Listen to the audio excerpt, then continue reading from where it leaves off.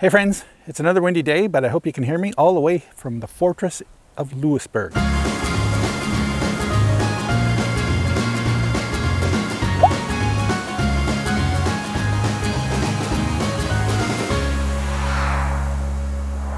I'm going to show you around the fortress, and I'll try and share as much information as I can, but I'm going into this pretty much unknowledgeable at all.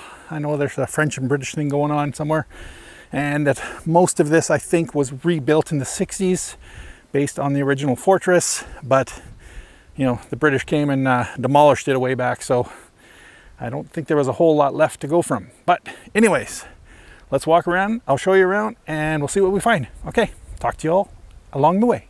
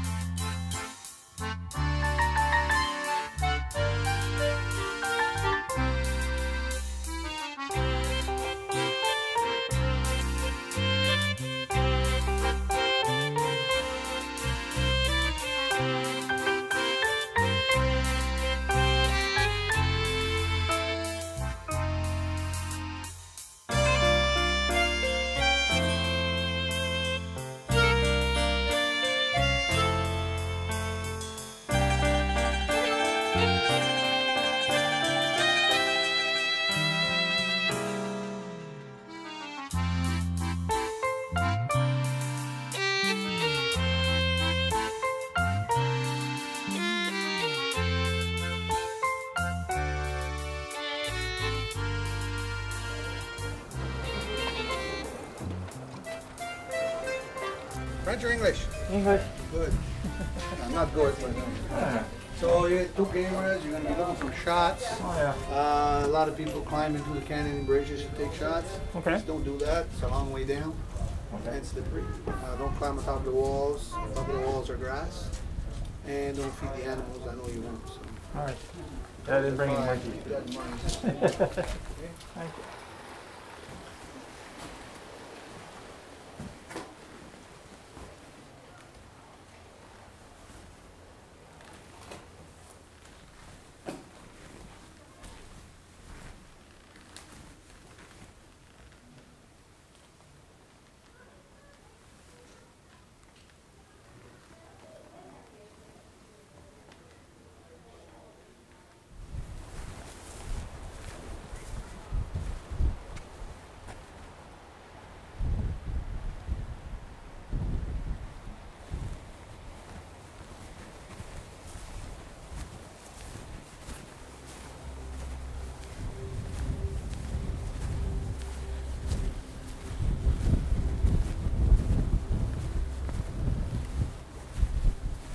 So in case you're looking at the pressure treated lumber and wondering how much of this is original, apparently it was rebuilt from old ruins and plans back in the 60s, I believe. And obviously they're just kind of adding and building to it as the time goes on. But the original fort was here.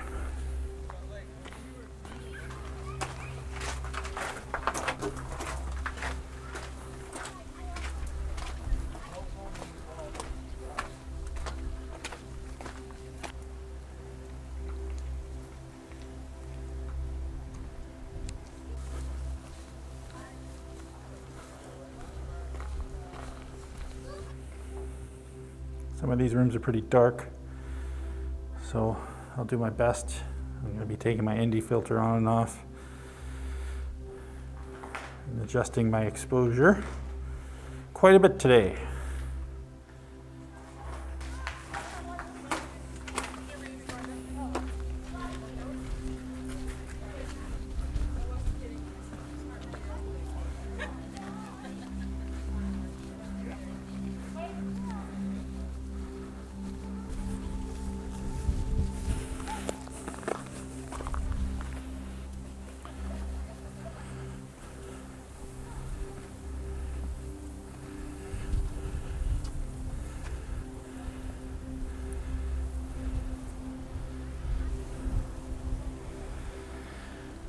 So it is windy today, so if we get a lot of wind noise, I apologize.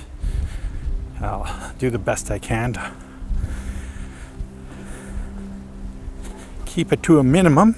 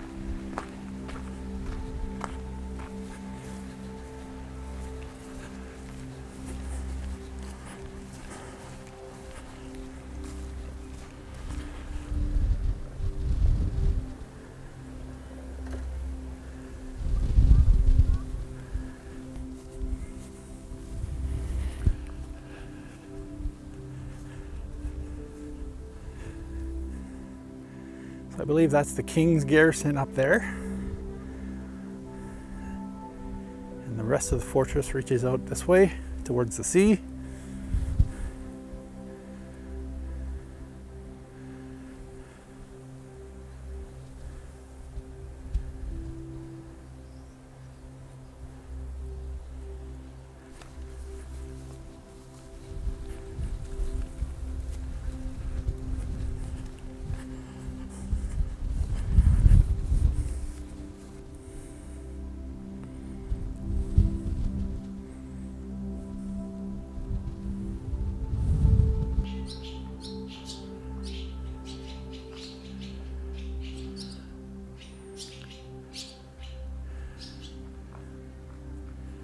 Appears to be a supply shed of some sort, complete with cannonballs.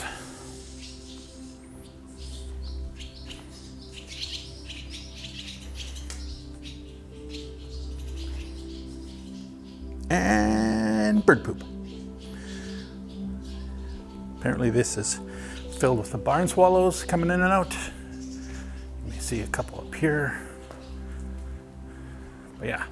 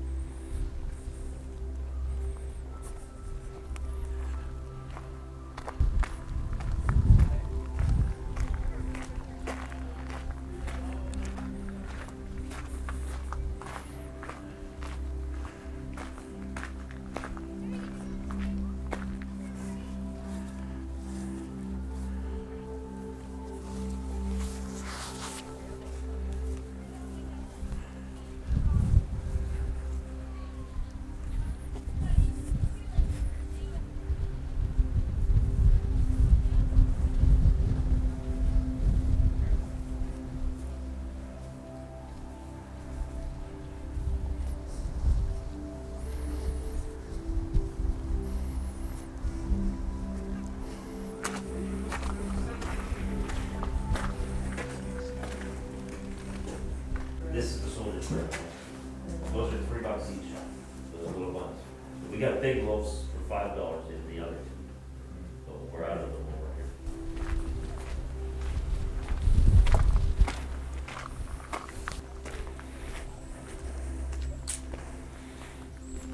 So now would you be French or British? Oh, I'm French. Okay. No British here. British leading a militia army from New England.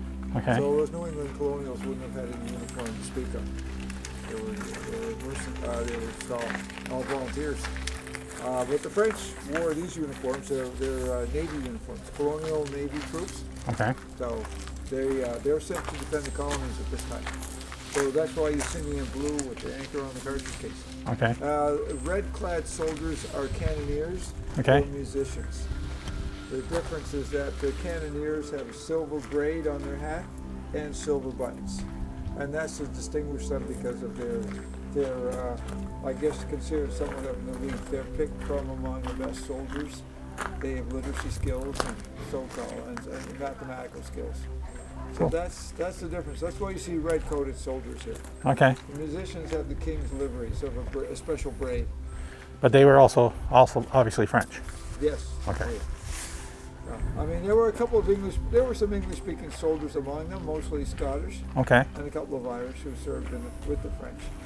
So technically, who was the fortress built to defend against? Well, against, I guess, the enemy. At the time, it might be considered English, but not necessarily so. Okay. An interesting bit of information about the time was the amount of piracy that was prevalent along the coast, from Newfoundland down to the Caribbean, and especially off of this coast here, we had a couple of spells where the pirates were running loose. They were two of the big operators at the time, and they attacked and captured British and French shipping from here all the way to the other end of Nova Scotia. Oh, okay. So one of our first major defense works was the Island Battery, and that was done against the threat of piracy, not against the British. Okay. So, you know, in the early 1720s, when this place was being conceived and built, pirates were taking over cities or communities like Nassau and Charleston. They were blockading ports down in the British colonies, and they would capture Port Midway on the mainland and certain villages in Newfoundland. Oh wow. Okay. So, and they sailed in large groups. They could be, you know, several ships actually, and so they could have taken over Louisbourg at a given time. But the Island Battery was one way to protect against a seaborne attack. Okay. So it wasn't just the British that we were. It wasn't like we were at war with the British all the time either. The French at Louisbourg were actually on pretty good commercial relationship with Boston for roughly 20 years. There was commercial trade between Louisbourg and Boston yearly. Oh wow. We're Okay. talking dozens of ships coming to Louisbourg, loaded with product like building supplies and food, and fishing boats. They were built and shipped up from New England and sold here, and they were able to buy product here that they couldn't get elsewhere. French rum, molasses, and sugar from the Caribbean. Cool. So yeah, that's always I like to remind people that it wasn't like us against them all these years. The British and the New Englanders were actually quite amiable. They had a special permission to trade. So you'd hear English spoken in the streets of Louisbourg. You'd hear Spanish and the Basque language as well. It was very prevalent here, and French and German. There were 150 Swiss soldiers here, and they were German speaking. They were mercenaries that fought for France. So you'd see them marching around. They had distinct uniforms too. So wow. It's a lively place. Yeah, because I didn't really know much coming in, other than that. I don't know. I read somewhere that it was kind of a bit of a French thing in the beginning throughout the years, and then it was the British that came in and basically destroyed it at the end or something. Yeah, the British destroyed it. Like the walls, like what you see opposite us there is a wall. Yeah. Like on the other side, that's about a 40-foot masonry wall. But they destroyed it after the second siege because the French were able to negotiate its return after the first capture. So in 1748, the French returned, or they negotiated Louisbourg return to them in its entirety, and that includes the whole colony. And they gave up land in northern France, and they gave up land in India that they had captured. So the British didn't necessarily want to give Louisbourg back, but the French gave a lot to get it back. And so the French moved back in here in 1749. So these houses, even like this house here, the De La Perelle, the town major was here until the first siege. And when the French reoccupied it, his son occupied the house. Okay. Came back to the house he was raised in, Yeah. and served as well for another 9 years. Okay. 1758. But see, when the British captured the second time, then they decided to demolish the defense works so that it would not become serviceable to the French a second time, Okay. as it did the first time when it was given over to the French. Everything was intact and practically repaired by the occupying New Englanders. Okay. So it was kind of like all for naught, really. The first siege didn't really count. Yeah. Given back to the French for land, and you know, all it meant was a loss of about 1,000 New Englanders here. So, just out of curiosity, on a percentage scale, what do you figure percent-wise is the original like buildings and stuff That here? we have here, Yeah. well, I've heard from 1/4 to 1/5 has been reconstructed. Oh, I thought it was more than that. No, Okay, cool. no, we're no more than a quarter of the original site has been reconstructed. All right. And the rest, the ruins out here, like if you look out the end of this roadway here, through the grass and everything else, this road continues all the way out to the walls out there. And then everything in between, it was all, you know, just imagine, there were 24 taverns, I believe. 24, Holy smokes. you know, and the population could swell to over 4,000 people. So it was a busy place in its day. Cool. Thanks for that. You're welcome. Yeah. This house here, the DEROCHES house, is it has exhibits detailing the military history of Louisbourg. Okay. And this one here talks about the education of girls of Louisbourg, done by an Order of Nuns Congregation of Notre Dame. Okay. And if you don't want to miss number 13, that's the engineer's home, military engineer. So he's got quite a nice place here. Cool. Awesome. So, Yeah, that clears a few things up for me.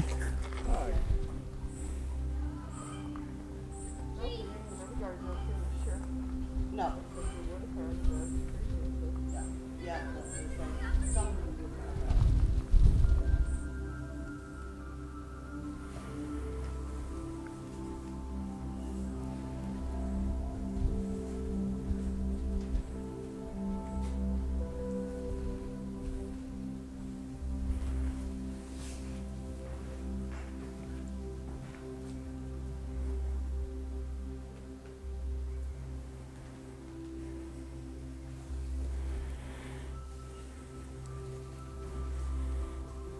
So there's lots of little exhibits.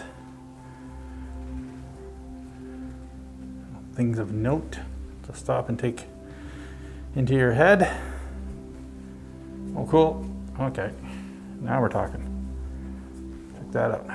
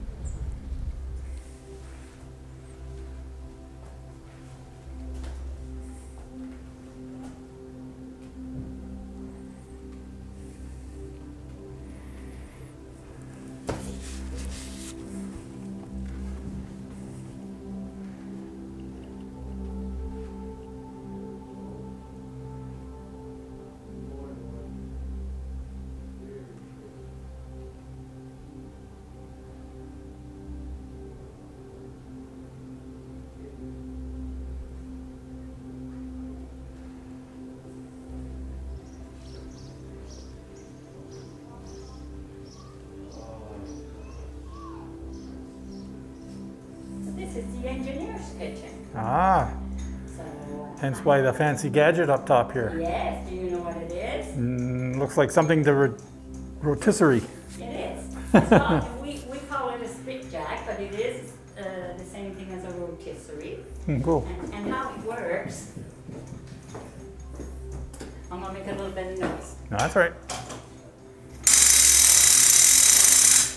So you wind up the stone. Oh, and the weight actually, oh, Yes, okay, cool. okay. The gravity brings the weight down, but that coming down, it turns the wheel, the next wheel, the next wheel, the next wheel, the chain, and up to the spike. That's amazing. Isn't that amazing? And if I would have brought that stone up to the ceiling with that wheel on Yep. it, governor, it would take 20 minutes to reach the ground. Okay? But if I wanted it to be a little longer, change the wheel by this one would take 45 minutes. Oh, okay. And this one would take an hour and 15 minutes. So if you're cooking for a big crowd, you don't always have time to kind of crank it every 20 minutes, right? So then you can bring it to the one that are longer turning. But what's neat about this, you could add 2 more chains to it and 2 more sticks to it. Oh, So okay, you yeah. could cook, Hence why you got 3. 3 different hooks there. things at the same time, sort of thing. So that's pretty, Yeah, that's cool. pretty nice, eh? Yeah. So see the brick area here? That's all my cooking space. So how it worked, I would have a big fire going on, and I would take embers from the fire, and I would spread it all along each side here. I would leave a pathway in the middle so I can go over and put more wood in the fire. Excuse me. So see the pots with the little legs? I would have whatever soup, vegetable of any kind, right? And I would put it over the coal that I put on the brick on each side. So all of a sudden you have all the meat cooking, all the vegetable cooking, but you need to know how much coal to put under what vegetable you're cooking, and how much coal you need to put, how long, and when. You have to time everything up. So it was an art all in its own. Yeah, Yeah. yeah, you know, so. Awesome. He did have a very, very nice kitchen, Yeah. yeah.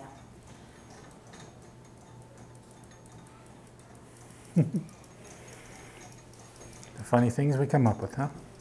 Solving I problems. think that's pretty remarkable when we're thinking 1744, Yeah. right?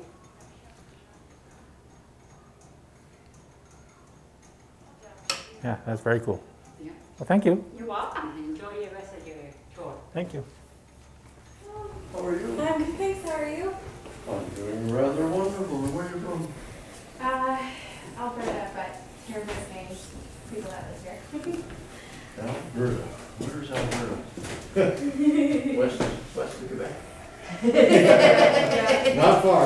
Did you sail here? Did you come by water? Other than we got in the fine. Who? What sort of person are we anyway? Who? Are you Wiccan? Are you a magical person? Nonetheless, you're welcome to the home of the engineer, Royal Military Engineer. His name is Etienne Devier. His responsibilities, well, I suppose in a longer word, infrastructure. So the building of the town itself, so the roads, some of the buildings here, the King's Bastion, the soldiers' barracks, the officers' barracks, the chapel, all the walls going around the whole exterior of the fortress were his responsibilities itself. So what we're going to do is compare the fortress to Quebec. Have you heard of Quebec? Yes. Citadel, Halifax, the Citadel of Quebec. Well, those buildings are what they house, strictly soldiers. Where this was different. This was a, let's say, fortified town.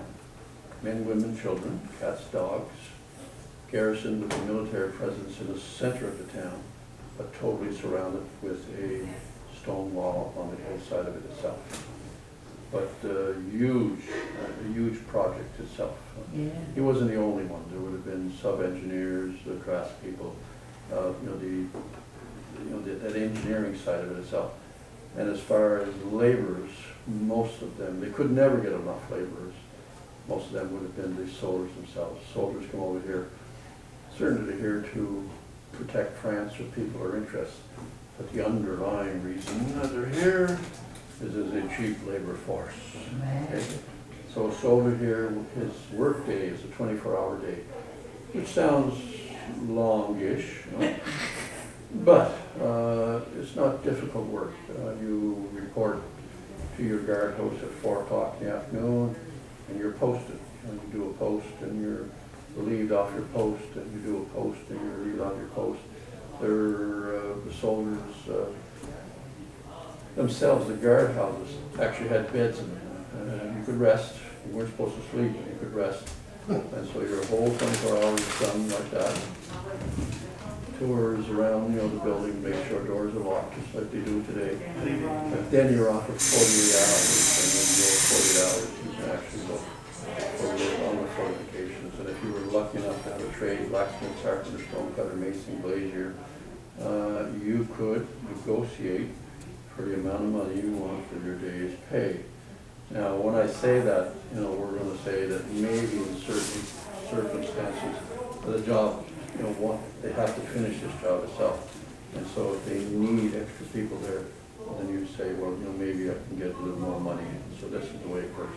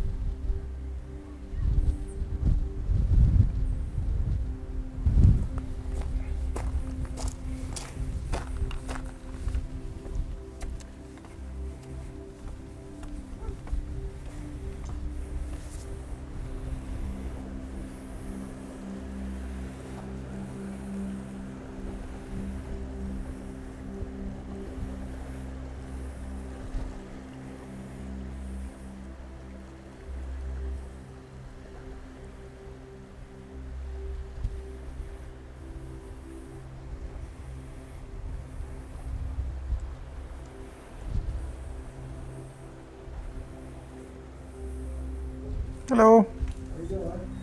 Good. You're in an inn and a tavern for This is. working class citizens. Oh, okay. Lots of sailors and fishermen and soldiers, and laborers. This is a pretty small tavern. Well, there's another floor. Oh, okay. Another big loft and a tavern next door as well. She owned both places. Oh, okay. She's a widow. Yeah. Madame Grandchamp was.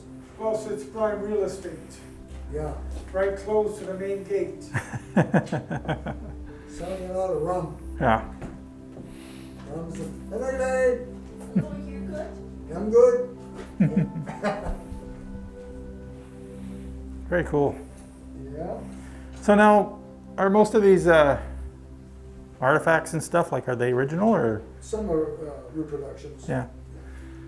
I was just Most of them. looking at all the barrels and I'm like, I wonder how many of those were actually here. No, they are reproduction, but even their reproduction is very, very expensive. Yeah. Oh, yeah. They're done by top quality personnel, and Yeah. they're just as much money as the original. Yeah. Yeah, and they take a lot of pride in timber production, so Yeah. it's hard just to downsize by common timber production because they're so well done and so expensive. Yeah. Union Tavern.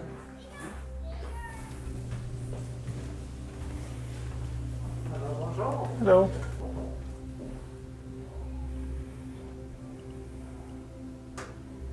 I can have this for $10, you're saying? Yes. Oh, boy. But then, the way that.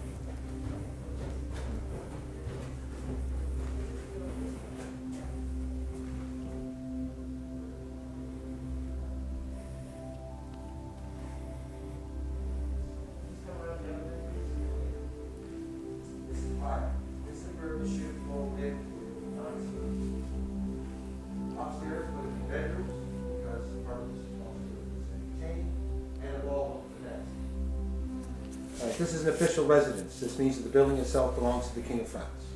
Whoever occupies the position of commissar, the residence comes with it. There are 3 residences here. The governor has apartments up in the King's Bastion. There's this one, and the chief military engineer has a residence. Saw that. Now there's a public and a private aspect to it. When you first came in, you saw a series of static displays. In the 18th century, those all would have been offices. Mm-hmm. You had up to 20 to 30 men who would work there. You had accountants, lawyers, scriveners, who were type of writers, copiers, clerks, all would keep the paperwork required to run the call. Now, Monsieur Bigot was in charge of provisioning the military, so every pair of socks, every musket, every barrel of gunpowder has to be accounted for, and in triplicate. A copy here, a copy to Quebec, and a copy to France. Oh, wow. The harbor. I'm the harbor master, so I report to Monsieur Bigot. So the seawalls, the gates, the moorings, the first lighthouse in Canada all need to be funded. Secondly or thirdly, religious affairs. It's not that Monsieur Bigot is involved with the church per se, but he's involved with financing the church. There are 4 chapels here that have to be funded. A 100-bed hospital run by the Brothers of Charity needs to be funded, as well as a convent. And any government building that needed repairs would be funded through here. That would include the bastions, as well as the magasin you see on the harbor front. But the funding would come from here. Also, licenses and permits. If you want to run a business, you have to get a permit. Licenses, again, for taverns. And also, if you want to record a deed, anything that required a government seal would be done here. And Wow, they started that far back, did they? Well, yes, going back thousands of years to the Chinese. Yeah. Wow. So this is private. This is where Monsieur Bigot lived with 9 servants. Now upstairs in the 18th century would have been bedrooms, as well as a small ballroom for dancing. Part of Monsieur Bigot's responsibility was entertainment. He was actually budgeted for it. So if a minor noble or a government official arrived from France or Quebec or the West Indies, they would be billeted here depending upon who they were, and you'd be expected to entertain. Today, what you have upstairs are modern exhibits. Mm-hmm. There's a model of 2 French warships, the Louisbourg Cross, which is on permanent loan from Harvard University, as well as 2 murals on the wall by a man named Louis Parker. That gives you an idea of just how busy Louisbourg was. Yeah, I saw those. They're nice. Beg your pardon? I saw them. They're nice. They're very good.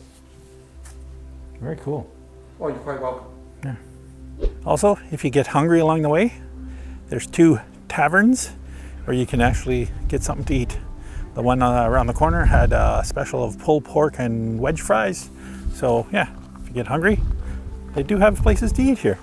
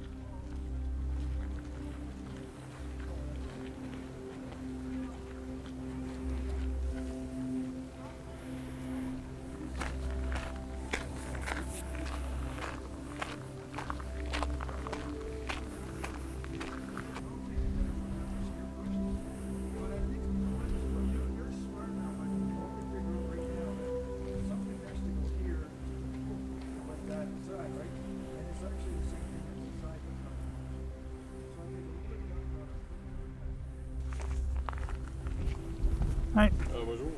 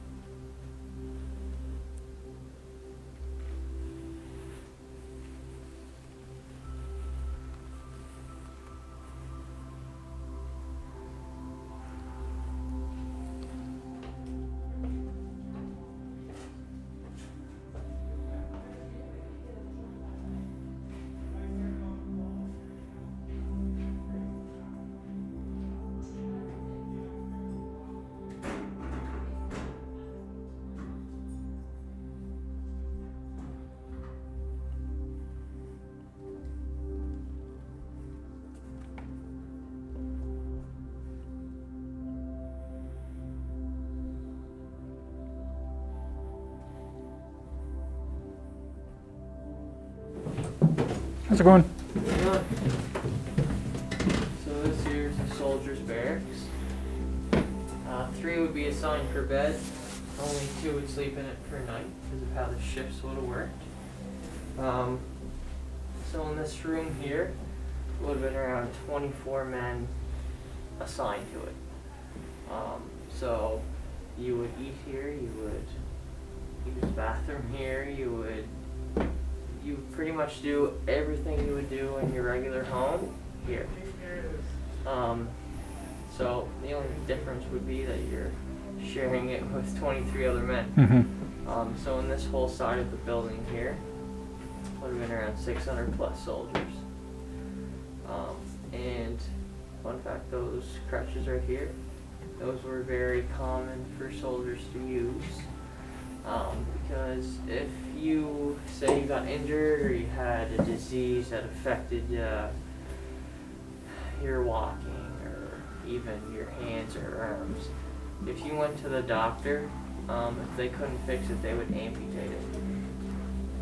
But if you didn't go to the doctor, you would hopefully heal, very unlikely, and you would use those crutches there. Yeah. Crazy.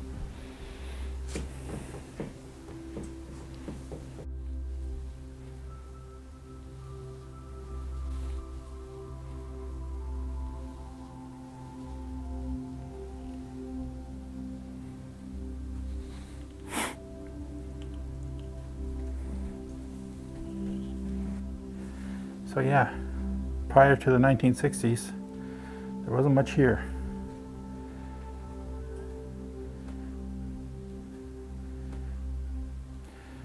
And eventually this place was built by a bunch of unemployed coal miners who had lost their jobs in the mines.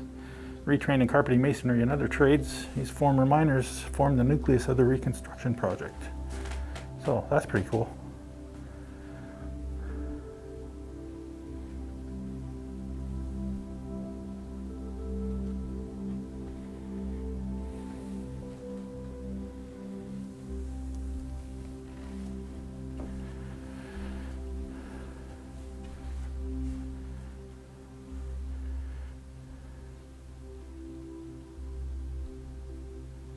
So yes, you literally could spend a full day here from morning till closing at 5 o'clock. There is a lot to see, a lot of things to read if you're interested in certain things. You'll be here a long time. Like this is just about the reconstruction part.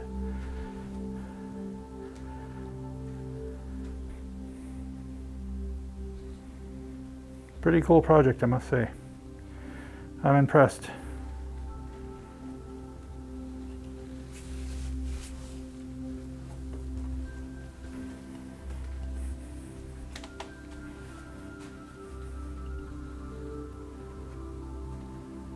Reproductions. I don't know if you heard the guy about the barrel. Basically, barrels are reproductions.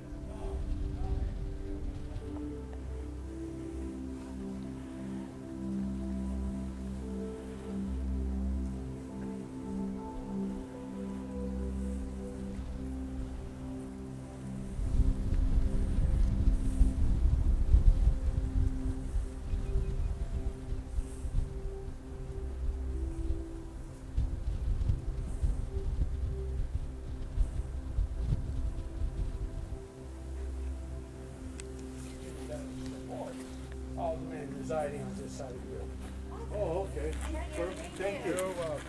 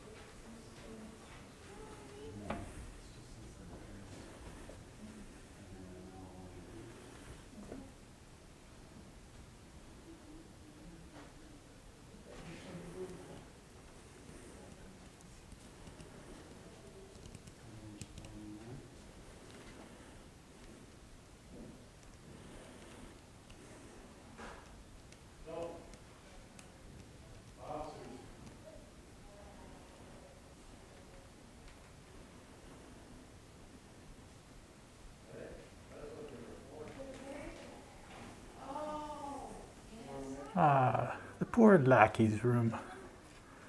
He didn't get much space. Got a fireplace though.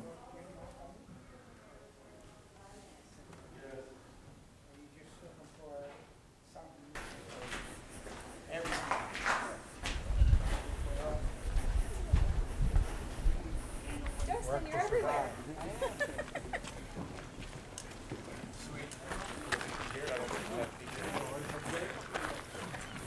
Hello, bonjour. Hello.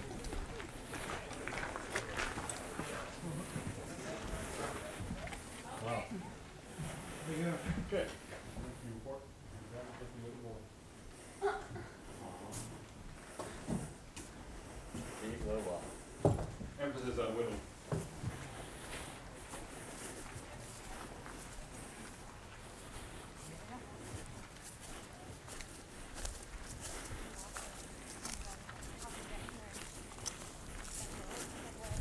Hey friends, so before I start losing battery power on any one of many different things, whether it be the mic or the camera or the gimbal, I'm going to sign off.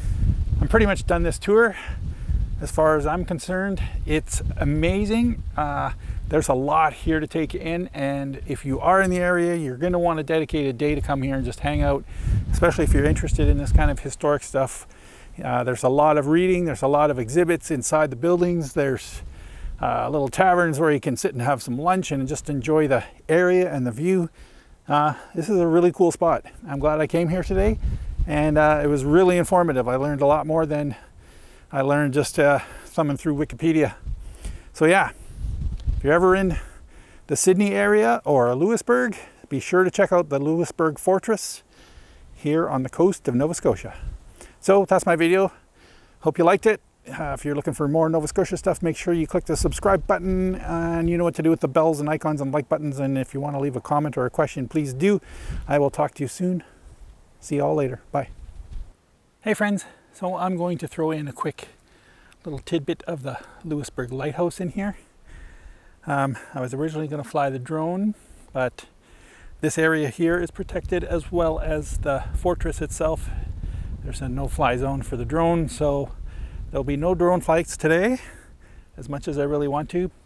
Then again, the light's not so good for flying the drone over the fortress right now either, because if I stay above the water, which technically makes me safe, I'm going to be looking into the sun the whole time. So that said, we're just going to call it a day, and there's a little bit of the lighthouse, and I'm off. So again, we'll see you soon.